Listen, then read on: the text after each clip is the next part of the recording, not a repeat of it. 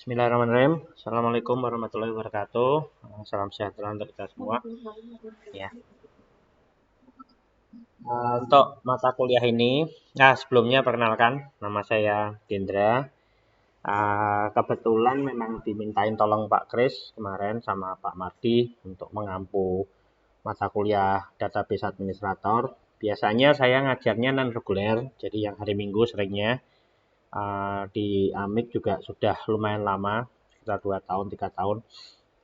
Nah, tapi lebih banyak ke non reguler. Jadi di hari Minggu ya. Jadi kalau untuk base ilmu saya memang di programming, web, mobile, database. Kemudian sekarang karena lanjut studi KS3 jadi lebih banyak ke data mining, computer vision sama artificial intelligence. Ya, jadi ke sana. Oke, untuk awal nanti ini kita mata kuliah berapa SKS ya? 3 SKS. Ya paling nanti kita ada praktek, tetapi nggak terlalu yang berat-berat. Paling standar nanti dari pengelolaan database. Ya, jadi nanti di sini kita pengenalan dulu apa itu database administrator. Nanti ada slide juga. Sebenarnya saya ngambil dari beberapa sumber sih sebenarnya. Nanti lebih kita sharing aja apa itu tugas database administrator. Jadi sebelumnya Anda sudah dapat materi database belum di semester awal-awal? Database atau database apa? Database 1 atau database 2 sudah belum? Atau sudah pernah berkenalan tahu apa itu database? Belum sama sekali ya? Oke. Oke, kalau sambil ini saya share.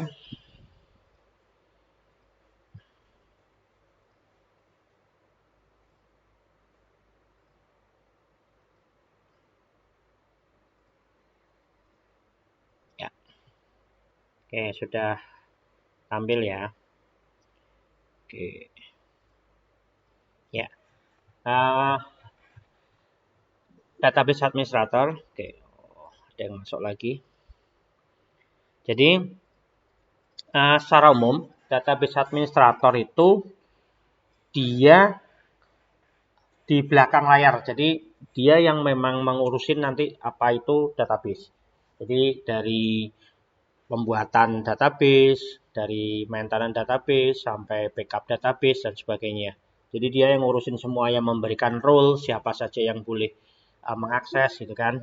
Kalau Anda tahu database itu secara sederhana, kalau kita punya sebuah lemari atau ruangan gitu kan, lemari, nah itu kita anggap aja itu sebuah database. Atau yang paling sederhana di dalam ruangan lah, ruangan kelas Anda gitu kan. Nah, itu adalah di situ isinya mahasiswa angkatan TI 1, TIA umpamanya gitu. Nah, itu ada database mahasiswa. Ya, di dalam situ ada data-datanya, rows-rows-nya gitu kan, baris-barisnya Anda gitu kan. Di setiap data-data itu nanti punya atribut. Ya, atribut itu berarti yang melekat pada data-datanya. Ya, paling sederhana tadi umpamanya saya ada lemari, ya, dari satu lemari itu nanti di dalamnya ada tabel-tabelnya atau ada kotaan-kotaannya gitu kan. Nah, di dalam database itu nanti ada sebuah tempat, ya, tempat untuk pengisiannya itu. Jadi kalau kita ngomong database mahasiswa gitu atau database kampus universitas gitu kan atau sistem informasi akademik lah atau apa gitu, di dalam itu database-nya. Kemudian di dalamnya nanti ada tabel-tabelnya. Ya, tabel-tabelnya nanti berarti itu adalah tabel mahasiswa, tabel dosen gitu kan. Ada tabel mata kuliah gitu. Kemudian nanti ada transaksi untuk pencatatan mata kuliah dan sebagainya, absensi dan sebagainya. Nah, itu database ya. Kalau yang sederhana tadi ya kayak Anda punya filing kabinet gitu kan atau lemari, itu database-nya. Oh, itu untuk database buku saya lah. Di dalam situ nanti disekat-sekat lagi, ini untuk buku novel, ini untuk buku novel fiksi, atau di sini untuk buku pengetahuan, buku apa dan sebagainya. Itu disekat-sekat itu. Nanti di dalamnya di novelnya nanti ada lagi isian-isiannya, ya, novel-novelnya. Ya, nanti di dalam novel kan ada atributnya yang melekat. Oh, ini novelnya halamannya segini, judulnya ini. Nanti buku satunya, novel ini, judulnya ini, tahunnya penerbit ini, bukunya produksi ini halamannya berapa gitu kan. Nah, seperti itu. Nah, itu adalah data-datanya di dalam tabel novel umpamanya itu. Nah, database-nya yaitu tadi lemari buku seperti itu. Ya, konsepnya seperti itu. Nah, di situ nanti ada yang mengelola. Yang mengelola siapa? Ya Anda sebagai database administrator. Nah, ini nanti ada beberapa perbedaan apa itu administrator data dan administrator database. Ya, jadi itu beda. Administrator data yang ngurusi data, kemudian administrator database yang ngurusin database. Jadi nanti bisa beda. Posisinya biasanya lebih tinggi administrator data. Karena dia dalam organisasi yang ngurusin semua. Nanti database administrator di bawahnya administrator data. Ya, kadang di kenyataan pada fungsinya bisa sama gitu kan. Karena memang tidak ada resource-nya atau orangnya yang melakukan dua-duanya dibedakan. Biasanya jadi satu aja sih biasanya. Nah, karena memang beberapa organisasi atau perusahaan dia tidak mau membayar lebih untuk penambahan orang-orang tersebut. Kecuali memang dia perusahaan teknologi yang memang dikhususkan untuk ngurusin data. Ya kalau perusahaan-perusahaan yang biasa sih biasanya jarang. Nah ini administrasi data, ya fungsi level atas bertanggung jawab atas keseluruhan manajemen sumber daya data dalam organisasi. Jadi mencakup pemeliharaan, kemudian infrastruktur dan sebagainya itu biasanya dia. Kemudian ada administrasi database data. Jadi administrasi database seperti tadi yang saya sampaikan judulnya itu posisi kita sekarang. Ya, tetapi saya kembali lagi kenyataannya bisa jadi dua-duanya sama gitu kan. Karena memang teknis di lapangan atau fakta di lapangan mungkin nanti bisa berbeda. Ya, fungsi teknisnya bertanggung jawab atas perancangan basis data fisik dan penanganan masalah teknis. Jadi keamanan, kinerja, backup, recovery dan sebagainya. Termasuk mengcreate sebuah tabel gitu kan. Termasuk nanti dia melakukan query, ya kan? Mau nanti dimintain tolong di-querykan data penjualan dari tanggal ini sampai tanggal ini, dia melakukan. Nah, kemudian tolong backup datanya, dia melakukan scheduling backup data dan sebagainya. Ya, tapi di atas itu nanti administrasi data yang ngurusin semuanya nih. Ya, servernya, jaringan dan sebagainya. Ya, biarpun kadang realnya itu sama. Ya, di kenyataannya di lapangan sama. Oke, fungsi administrasi data, kebijakan, prosedur, standar data, perancangan, penyelesaian konflik kepemilikan data, pemasaran internal akan konsep administrasi data, kemudian mengelola repositori data, dan sebagainya. Anda nanti bisa cari banyak sebenarnya, apa itu database administrator, apa itu fungsinya, dan sebagainya. Ya. Fungsi administrasi basis data, ya ini pemilihan perangkat keras lunak, instalasi, jadi dia melakukan instalasi DBMS, Database Management System, jadi kayak DBMS itu biasanya ada tambahannya RDBMS, Relational Database Management System. Nah, itu yang sering kita dengar biasanya ada kata-kata SQL, MySQL, SQL Server, nah, kemudian Oracle SQL, kemudian ada macam-macam ya. Itu biasanya database yang berelasi, ya punya relasi, relasional. Nah, jadi ada transaksionalnya dan sebagainya. Kemudian ada model-model database yang sekarang terbaru kayak Cassandra, kemudian ada SQLite, ada Firebase dan sebagainya. Itu database yang keluarnya di era-era sekarang. Dia tidak ya saya belum membuktikan secara langsung, tetapi biasanya dia tidak kuat secara transaksional. Ya, dia pasti digunakan untuk model-model kayak pencarian yang cepat, besar dan sebagainya, tetapi tidak menggunakan yang model-model transaksional. Model-model transaksional itu seperti ini. Kadang kita butuh sebuah database yang berrelasi RDBMS itu, kita menggunakan namanya transaction. Apa itu transaction? Jadi pada saat contoh yang paling sederhana gini, Anda mengirim uang lewat transfer gitu kan.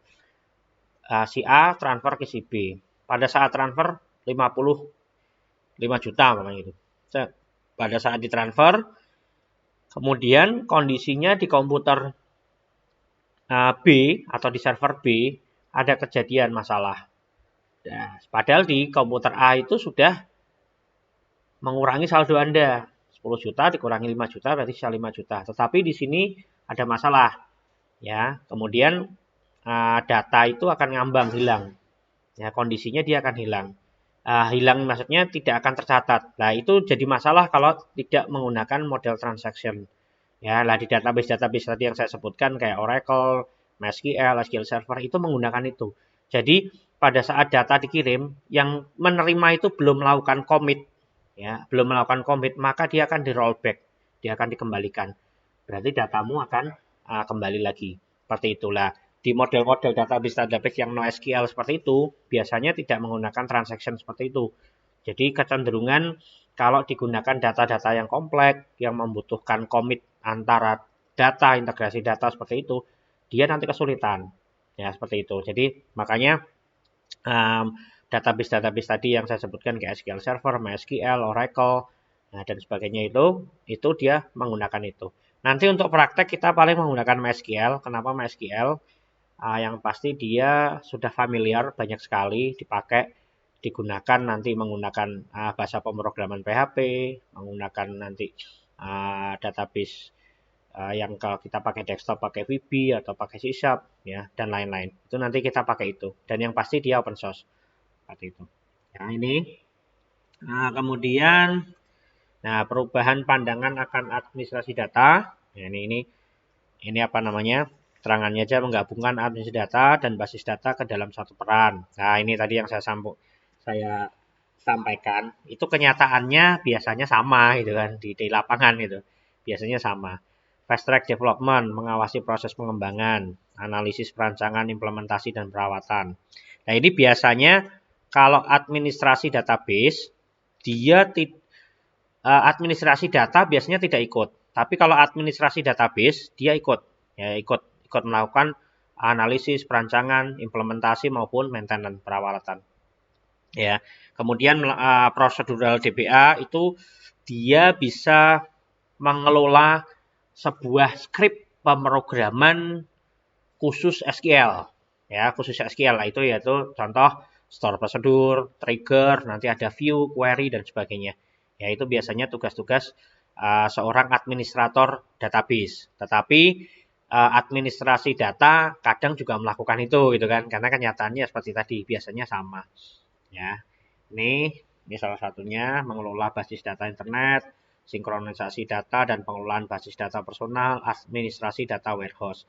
Nah, apa itu nanti data warehouse? Data warehouse itu biasanya lebih ke data yang fisik ya, jadi lebih ke pergudangan yang benar-benar mengelola data seperti itu. Oke, ini administrasi data warehouse.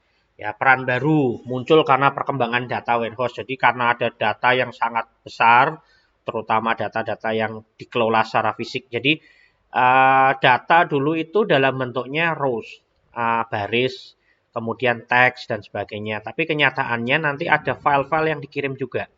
Ya, ada file-file yang nanti harus dikirim. Jadi ada video, ada image, ada voice dan sebagainya. Lah itu memang butuh sebuah warehouse database yang mengelola itu gitu kan. Jadi biar itu tetap terjaga karena nanti disimpan secara digital ya. Seperti itulah ini peran-perannya database data warehouse. Ya, tapi kita nanti nggak menyinggung data warehouse, tapi dia ada satu kayak pekerjaan baru gitu lah karena dengan adanya data sekarang. Mungkin kalau Anda mengenal data mining, saya ngajar juga data mining di Unwahas. Data mining itu beda lagi. Jadi penggalian data yang datanya itu banyak sekali gitu kan. Data yang tadinya tidak ada informasi apapun, tapi setelah kita gali, dia akan tercipta sebuah informasi. Kemudian setelah informasi akan tercipta sebuah pengetahuan baru, knowledge baru. Setelah ada knowledge baru, dia akan menjadi sebuah kebijakan. Ya, paling sederhana ya contoh ya yang pasti kalau data mining, data yang saya tadi sebutkan itu tidak terstruktur. Kalau terstruktur jelas. Kayak tadi, data mahasiswa berarti ada NIM, tanggal, nama itu kan jelas. Bisa langsung diinput, bisa langsung di query, bisa langsung dilakukan rekap dan sebagainya. Bagaimana data yang dalam bentuk tulisan? Bagaimana data yang dalam bentuk voice atau yang dalam bentuk image atau video. Nah, itu kan nggak bisa. Makanya itu ada satu proses. Nah, sebentar, saya nutup pintu dulu.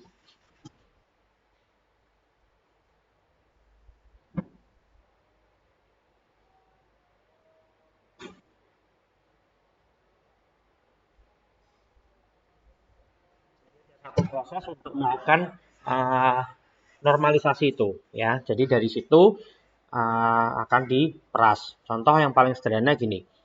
Di CCTV biasa melihat seperti itu. Kalau tidak ada proses di situ, dia hanya tahunya oh ada CCTV, jalan itu rame gitu kan, hanya ada rame, tahunya rame jam segini. Tapi kalau di situ kita menanamkan sebuah proses untuk menggali data itu, maka akan keluar nih informasi, oh ternyata jam-jam segini rame ya, jam 5 kok rame, jam 5 sore, jam 7 pagi rame, oh dari situ akan tercipta sebuah pola nih, oh polanya ternyata segitu, itu datanya sumbernya dari mana? Dari video.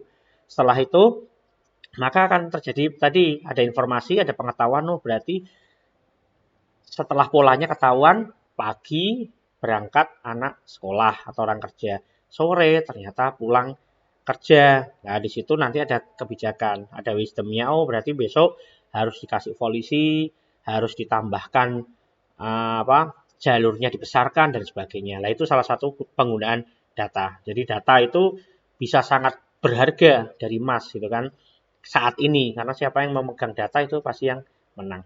Oke, contohnya itu yang itu di atas tingkatan database. Jadi nanti ada lagi namanya data mining, itu berhubungan dengan big data. Jadi sumber datanya itu apapun, unstructured, tidak terstruktur. Ya, ini contohnya tanggung jawabnya. Ya, secara umum tanggung jawabnya administrasi data. Ya, secara umum ya hampir sama. Dia itu satu lingkup ya. Kalau ini warnanya seperti ini. Ya, tapi biasanya kalau administrasi basis data ya dia melakukan tadi perancangan yang secara fisik. Dia membuat data, create database dan sebagainya, select dan sebagainya. Ya, ya bisa jadi juga melakukan analisa, gitu kan. Ya, secara umum sih sama. Biasanya sih sama. Karena kalau perusahaan-perusahaan besar yang berbasis teknologi saja biasanya dipisahkan. Tapi kalau yang perusahaan-perusahaan kecil, organisasi dan sebagainya, ya itu satu peran. Kemudian untuk keamanan data, keamanan basis data, ya proteksi data terhadap kehilangan, kerusakan, atau penyalahgunaan. Bisa jadi akan terjadi kehilangan data. Kehilangan data itu kejadiannya macam-macam. Dulu saya pernah ada case yang terjadi kehilangan data karena listriknya turun. Listriknya turun, tonase atau apa itu turun, dan ternyata dia tidak menggunakan stabilizer seperti itu. Yes, akhirnya jeglek dan ternyata itu ada proses waktu itu, masih ada proses transaksi dan ternyata hilang. Pada saat dikembalikan tidak bisa terselamatkan beberapa data yang terakhir karena standar dari database kita bisa melakukan setting auto backup data. Tetapi memang sehebat kita melakukan auto backup data, biasanya ada beberapa yang tidak bisa dikembalikan itu kan. Ada beberapa dan itu tergantung dari kerusakan. Makanya itu hal-hal yang dilakukan seorang administrasi database itu yang salah satu yang paling penting adalah melakukan scheduling backup data. Karena minimal jika ada terjadi kerusakan seperti tadi, setengah hari itu masih gampang. Tapi kalau Anda tidak backup, datanya bisa hilang berbulan-bulan atau tahun yang lalu, itu jadi masalah. Dan itu momok seorang database administrator. Nah, klien saya juga sering kayak gitu. Dulu saya buat aplikasi, ya sampai sekarang juga masih digunakan. Saya buatkan aplikasi yang di situ ada prosedur database-nya melakukan backup otomatis dan ternyata tidak diaktifkan, dia melakukan backup-nya manual dan ternyata benar servernya rusak dan dia kehilangan data hampir 1 bulan. 1 bulan datanya ternyata tidak di backup 1 bulan yang lalu ya entah kenapa dan itu harus ya tidak tahu kebijakannya seperti apa karena program atau apapun itu kita bisa menginstal.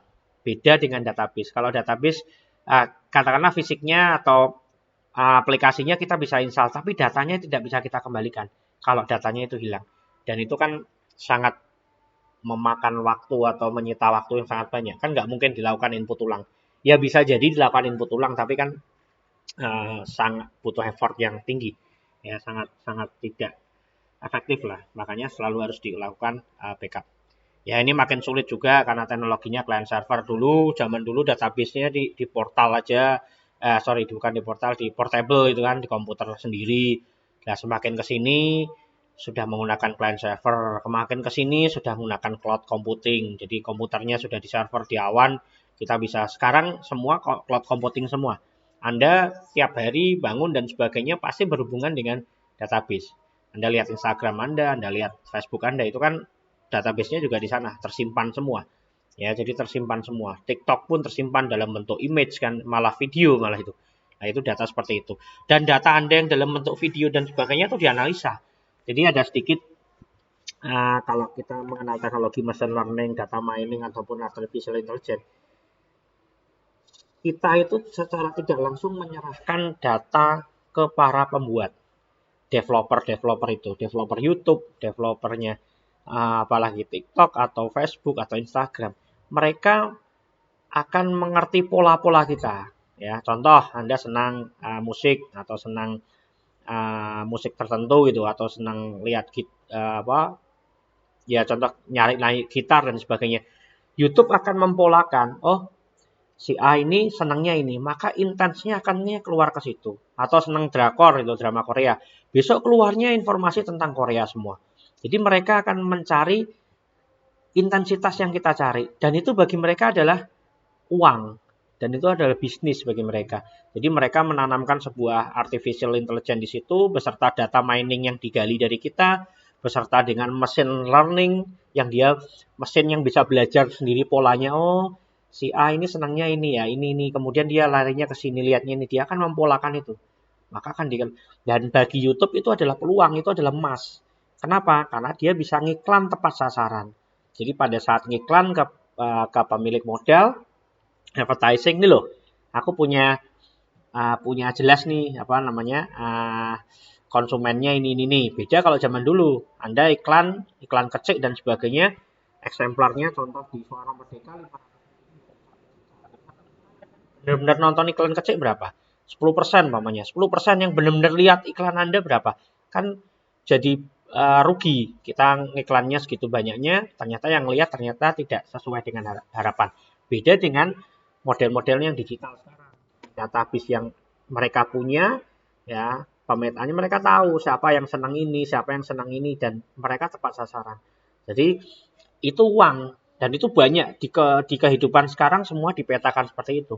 Ya, di kehidupan sekarang tuh semua dipetakan itu. Jadi data-data kita sudah tersimpan di sana. Secara tidak langsung kita memberikan. Ya, kita main ke sana, check in foto ke sini. Mereka akan tahu polanya. Oh, orang ini senang traveling. Besok iklannya akan berhubungan tentang itu. Ada hotel lah, ada tempat-tempat wisata lah dan sebagainya. Orang ini senang posting tas dan sebagainya, atau beli tas dan sebagainya, cari-cari. Besok akan keluar iklan-iklan seperti itu. Nah, itu hal yang memang saat ini dilakukan oleh para pemilik platform digital, ya. Oke, ini kondisinya, ya, kondisi pengolahan data yang menggunakan basis data sebagai tempat penyimpanan datanya. Jadi bisa jadi nanti database itu jadi satu juga dengan storage, ya. Jadi storage data-datanya tersimpan bisa jadi. Ya, padahal idealnya itu tidak. Nanti kita jadikan tempat yang berbeda. Ya, basis data mungkin disimpan secara terpusat atau tersebar dengan duplikasi atau replikasi fragmentasi. Jadi bisa jadi, ya ini kondisi-kondisi ya dari basis data itu terpusat atau tersebar seperti tadi yang saya ceritakan, storage-nya bisa terpisah, database-nya di sini, storage-nya di tempat yang lain. Ya, saya kadang juga gitu, daripada membebani server saya, database-nya di satu, storage-nya saya taruh di Amazon atau saya taruh di tempat yang lain, bisa jadi. Ya, karena kan dia menyediakan storage yang gratis. Ya, memang ada batasan, tetapi itu bisa saya pisahkan. Kemudian nanti ada juga kadang kala basis data itu ada replikasinya. Jadi kita buat sistem itu terreplikasi. Jadi nanti sistem fisiknya servernya di tempat A gitu kan. Nah, kemudian ada replikasinya di tempat yang B.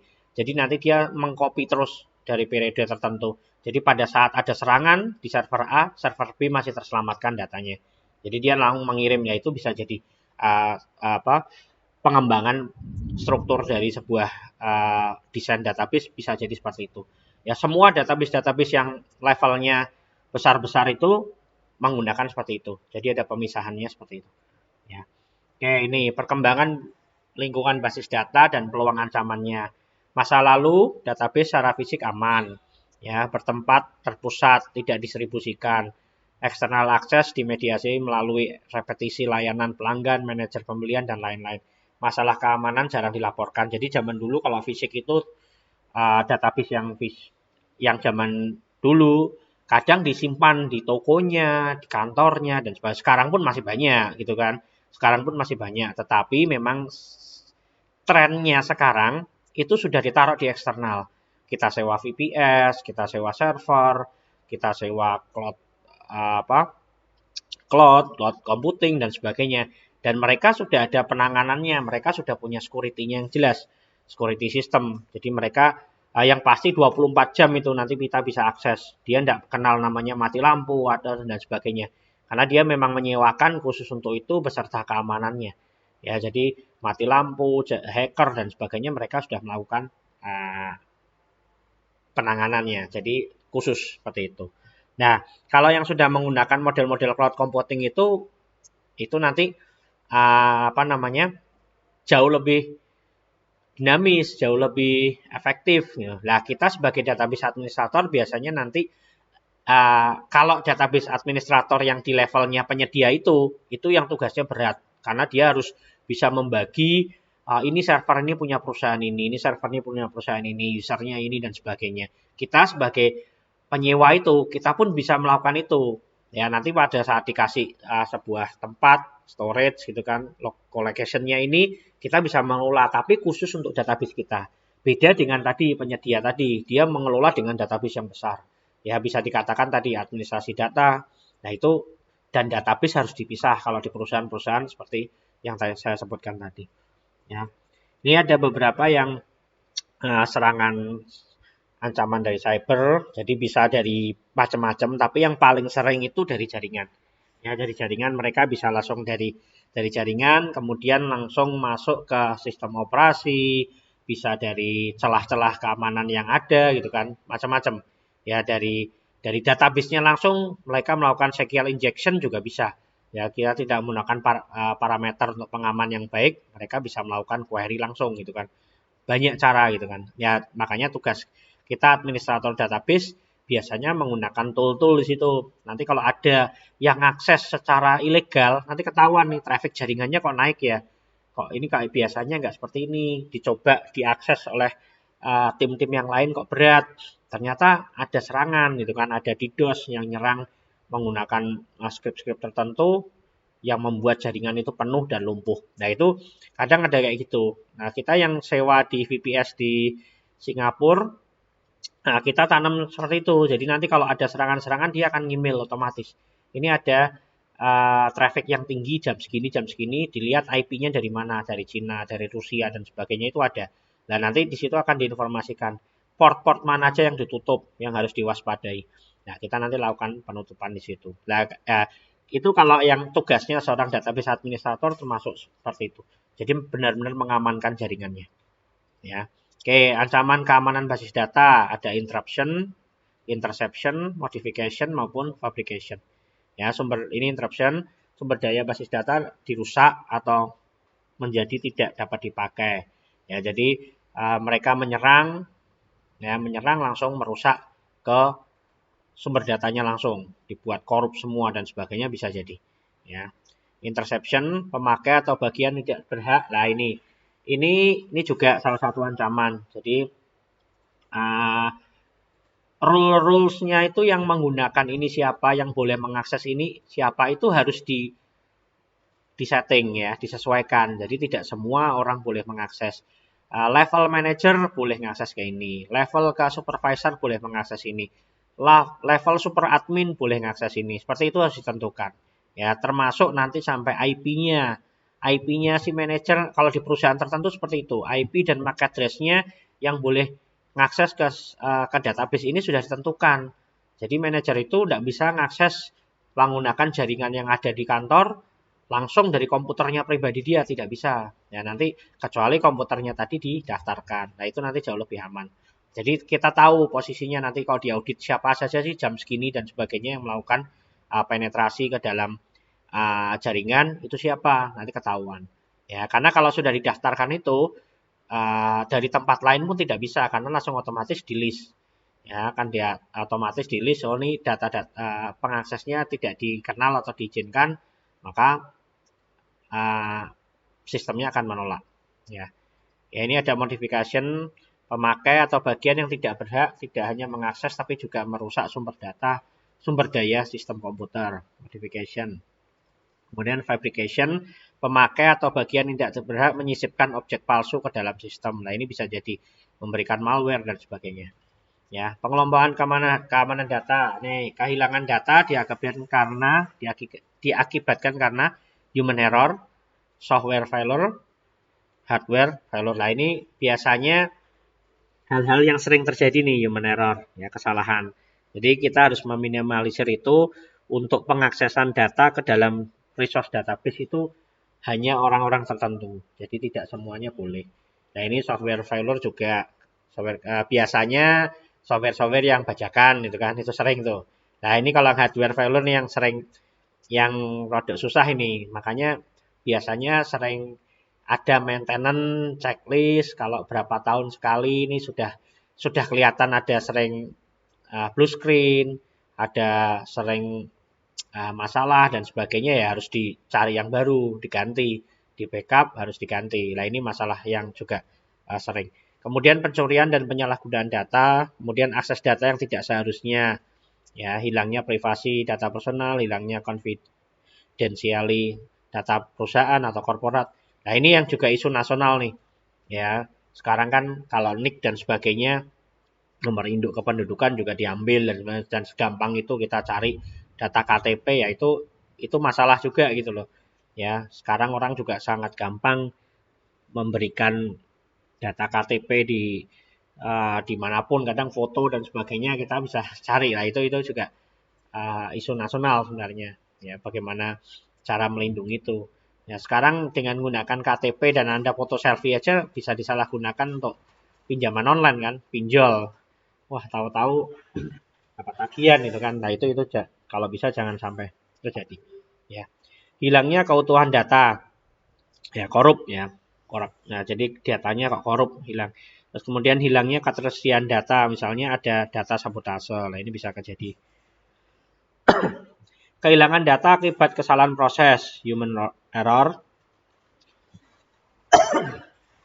Kesalahan melakukan proses, software failure, kegagalan software, kemudian hardware failure, kegagalan hardware seperti yang tadi. Ya, kesalahan mesin ini biasanya yang sering terjadi tadi, hardware-nya yang trouble. Ya, ini kalau ini yang B biasanya bajakan. Kemudian pencurian dan penyalahgunaan data. Nah, ini biasanya kalau di perusahaan, kenapa itu pentingnya memberikan akses tertentu kepada orang tertentu, dan itu nanti ada auditnya, siapa saja yang boleh mengakses. Ya, jadi hal-hal itu untuk menghindari pencurian dan penyalahgunaan. Ya, sampai ada orang memanipulasi dan sebagainya. Makanya biasanya di database bank, kenapa itu mereka bisa kadang deposito tidak tercatat dan sebagainya, biasanya itu dilakukan oleh terencana oleh manajernya atau dan sebagainya. Jadi yang sudah massal atau masif, bukan masif ya, intinya sudah terencana di satu sistem. Karena kalau memang di bank, di perbankan itu kan kadang approval dan sebagainya itu kan saling berkaitan. Ya, saling berkaitan. Nah, di situ kalau mereka tidak melakukan secara bersama-sama, tidak akan bisa terjadi. Jadi biasanya itu dilakukan memang secara terorganisir gitu loh. Ya, seperti itu. Ya, kalau kayak gitu memang sulit. Karena di satu tempat, satu kantor, makanya itu biasanya dari sistem kantor pusat melakukan audit. Itu nanti akan ketahuan nih. Kalau nggak audit ya nggak akan ketahuan. Ya, hilangnya kerahasiaan dan privasi. Nah ini seperti tadi yang saya singgung. Ya itu sekarang di Indonesia sudah kayaknya sudah privasinya sudah bahaya gitu kan. Semua bisa tahu. Ya, hilangnya integritas.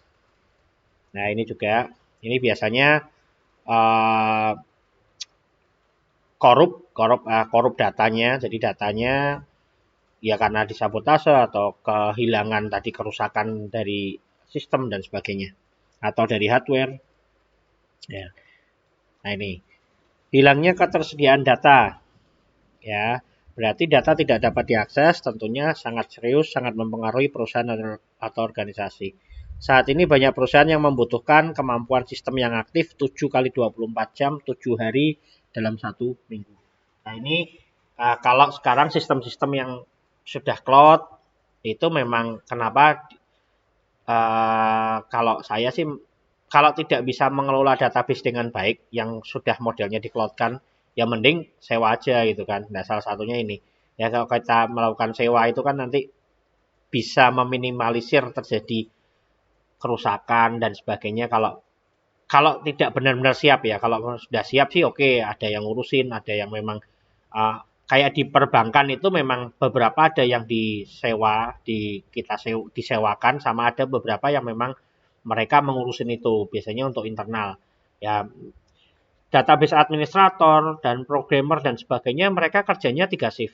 Apalagi di terutama yang berhubungan nanti waktu tutup buku. Jadi tutup buku di periode-periode di akhir bulan atau di awal bulan itu pasti crowded. Karena harus melakukan sinkronisasi data semua. Karena kan di situ datanya mulai tercatat semua. Harus direkap, ya harus direkap semua, harus dibukukan, harus di jurnal dan sebagainya itu di akhir bulan. Di akhir bulan harus klop. Nah itu proses paling pusing sebenarnya. Nah kayak gitu-gitu kan memang harus datanya bisa diakses full. Kalau sampai kejadian seperti itu kan bisa masalah. Makanya jangan sampai narik ATM tuh kalau pengalaman saya sering trouble itu BNI atau mungkin Mandiri atau BCA dan sebagainya itu kalau akhir-akhir bulan. Akhir bulan kira-kira malam jam 10-an ke atas itu bisa sering terjadi. Atau jam 00 itu kan. Itu biasanya waktu migrasi itu. Itu bisa kejadian ATM Anda ambil atau nggak keluar dan sebagainya. Atau yang kejadian dulu ada yang tahu bugnya sebuah bank itu mereka tahu pasti ngambilnya di antara jam 00 sampai jam berapa itu saldonya tidak terpotong tapi keluar ya dia melakukan itu saya lupa itu kalau misalnya pernah masuk di TV lah hal-hal seperti itu kan bug-bug yang akhirnya ketahuan gitu karena hal-hal yang harus setelah diaudit baru ketahuan oh terjadi memang kegagalan sistem ini ya uang keambil terus tapi enggak saldonya enggak hilang gitu enggak berkurang itu kan jadi masalah ya seperti itu. Oke, kategori keamanan data, keamanan server, trusted IP access, koneksi database, kontrol akses ke tabel. Ya, keamanan server, ya seperti tadi sebenarnya. Jadi siapa saja yang dibatasi, yang boleh mengakses dan sebagainya. Trusted IP access lah ini juga penting nih, seperti tadi yang saya singgung. Jadi IP-IP mana saja yang boleh atau yang didaftarkan. Jadi nanti akan ketahuan siapa yang nanti mengakses ini dan sebagainya.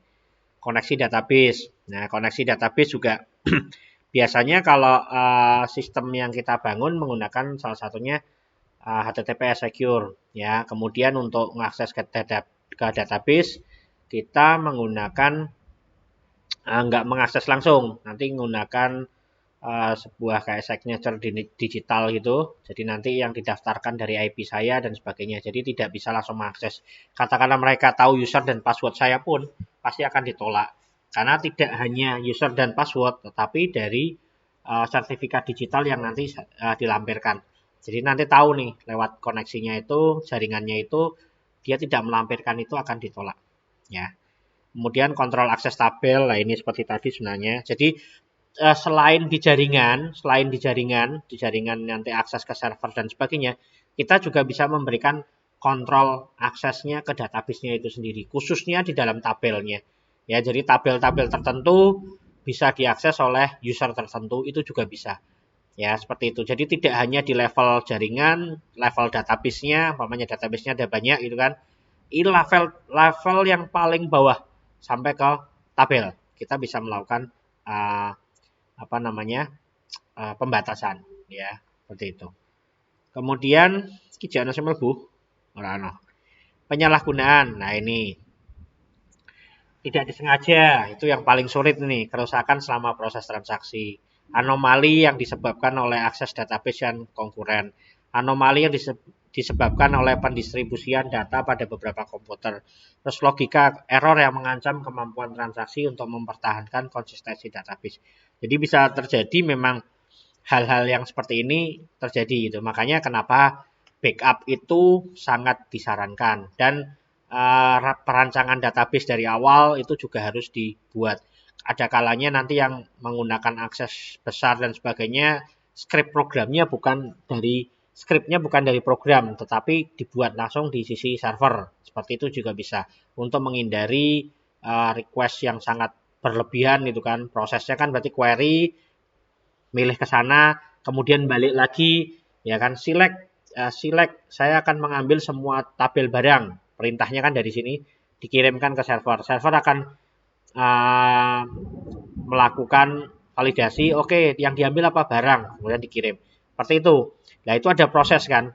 Nah, ada kalanya kita hanya mengirimkan parameter saja. Ya. Nanti yang ngambil apa? Query dan view-nya, store procedure sudah ada di bagian server. Kita hanya menerima saja. Nah, itu bisa jadi. Jadi macam-macam yang membuat transaksi yang membuat penguncian data. Di sini delete, di sini tidak jadi delete, ya kan?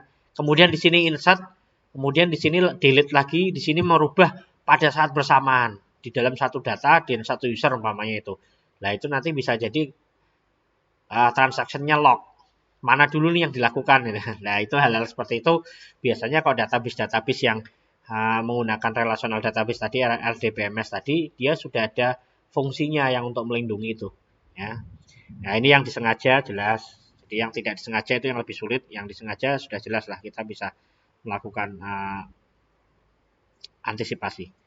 Kemudian ini fitur keamanan, ya, view dan subskema, kontrol keutuhan, aturan otorisasi, user define prosedur, enkripsi, skema autentikasi,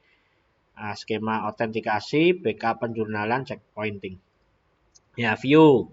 Jadi bisa jadi Anda nanti tidak mengambil langsung ke dalam database, tetapi kita hanya butuh view-nya saja. Jadi umpamanya contoh yang sederhana aja ya. Jadi kita tidak memberikan seluruh akses gitu kan. Tidak memberikan akses ke dalam sebuah tabel, tapi kita nanti hanya melakukan view saja umpamanya. Nah, ini contoh nih banyak tabel. Jadi saya mau lihat tabel akun dan tabel apa gitu kan. Nah, kita nanti bisa buat sebuah view umpamanya. Nah, jadi saya akan menggabungkan dari beberapa view, umpamanya dari yang ada relasinya lah. Nah, umpamanya beli. Nih. Oh, ini tabel ini sama usernya. Ini tanggalnya, suppliernya ya. Umpamanya kita mengambil suppliernya. Supplier ada nggak? Nah, jadi di sini nanti kita bisa hanya yang kita tampilkan apa? Ya, hanya ininya saja. Oh, ininya kita relasikan. Seperti ini.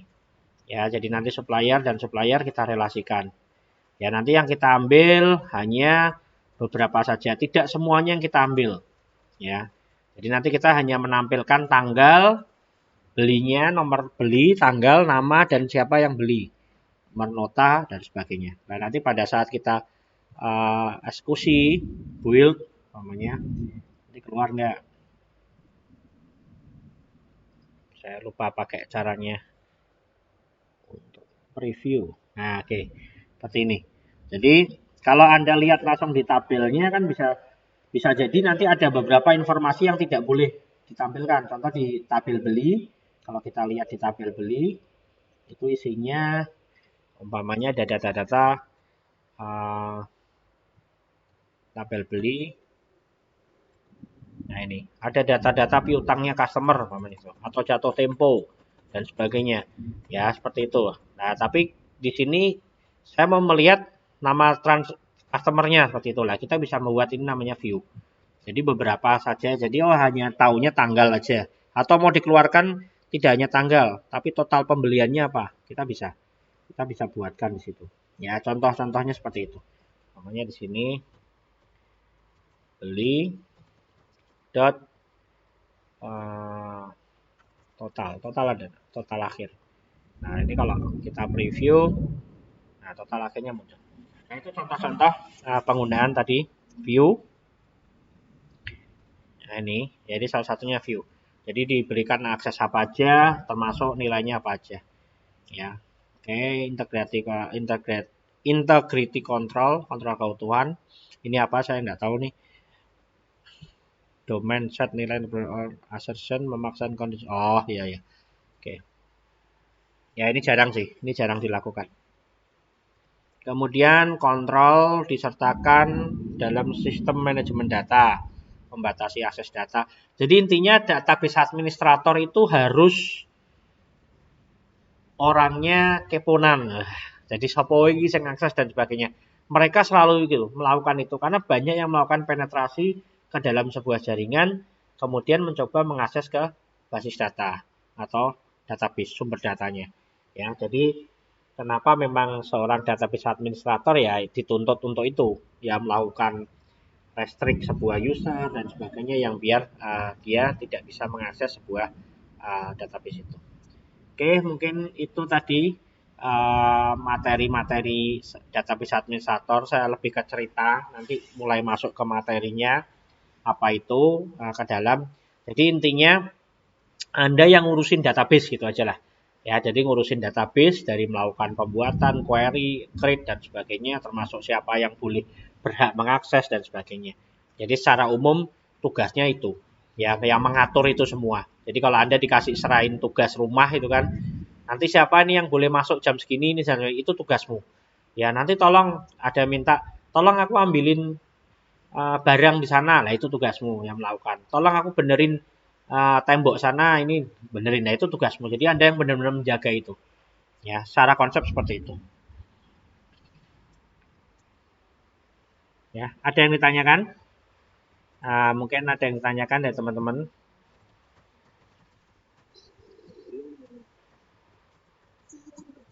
Ya.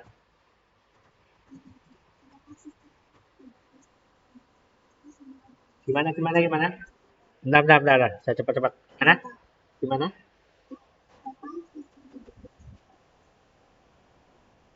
Oh iya. Oh iya. Oke, pertanyaan bagus. Di database akses itu dia sebenarnya database, basis data, database. Tetapi tidak perlu seorang administrator untuk melakukan itu. Ya bisa jadi bisa. Cuma database administrator itu untuk database yang besar. Ya, kalau database akses itu portable. Ya, dia portable, hanya diakses di komputernya personal, PC-nya. Bisa di-share, bisa. Tetapi beda nanti kekuatannya beda. Kalau digunakan masih hanya di-share untuk 10-20 orang sih masih bisa. Ya, tapi dia tidak punya transaksional yang kuat. Bisa terjadi malah database-nya yang rusak, diakses dan sebagainya. Jadi memang kok seorang database administrator levelnya biasanya ngurusi database yang di atasnya itu. Bukan yang personal, bukan yang portable, tetapi yang client server. Ya, seperti itu konsepnya. Oke, mungkin itu. Ada lagi? Iya, oke. Terima kasih. Oh ya, untuk absennya nanti saya tulis dulu. Nanti Anda tinggal melanjutin name dan nama ya. Nama dan name atau apa dibalik enggak apa-apa, nama dalam kurung name. Nanti saya kasih data apa? Mata kuliahnya, nama mata kuliah, tanggal. Kemudian nanti Anda tinggal meneruskan.